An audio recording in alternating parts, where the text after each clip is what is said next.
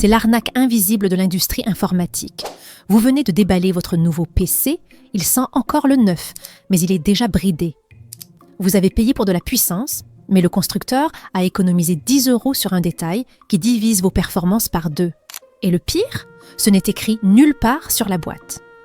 Le coupable, c'est le single channel. Pour baisser les prix, beaucoup de marques installent une seule barrette de RAM de 16 gigaoctets au lieu de 2 barrettes de 8 gigaoctets.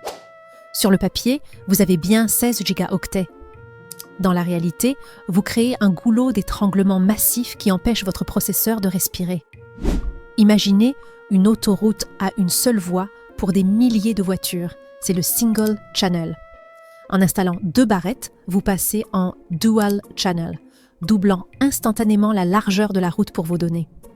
Pour vérifier si vous êtes victime de cette erreur, faites un clic droit sur votre barre des tâches, ouvrez le gestionnaire des tâches, allez dans Performance, puis Mémoire. Regardez la ligne Emplacement utilisée.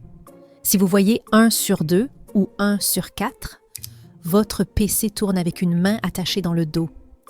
Votre processeur surpuissant passe son temps à attendre que les données arrivent une par une. Passer au Dual Channel peut vous offrir jusqu'à 40% de FPS en plus dans les jeux et une fluidité totale sur vos logiciels de montage ou de création. C'est encore plus grave sur les PC portables.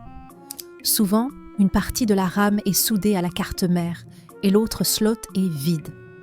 Si vous achetez un PC avec 8 gigaoctets soudés sans ajouter une deuxième barrette identique, vous bridez votre machine dès la première seconde. Avant d'acheter, ne regardez pas seulement la quantité de RAM, mais la configuration.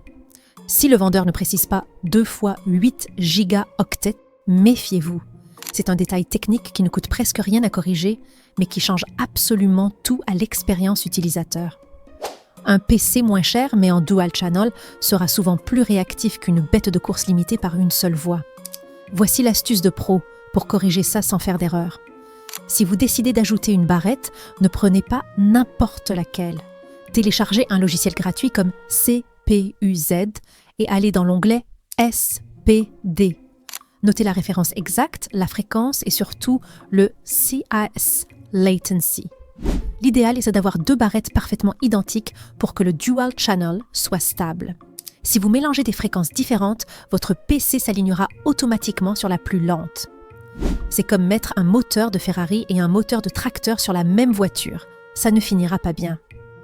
Et vous, votre PC affiche 1 sur 2 ou 2 sur 2 dans le gestionnaire des tâches? Dites-le moi en commentaire, je vous aiderai à choisir la bonne barrette si besoin.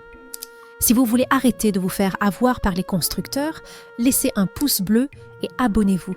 On se retrouve très vite pour libérer la vraie puissance de votre machine. À la prochaine!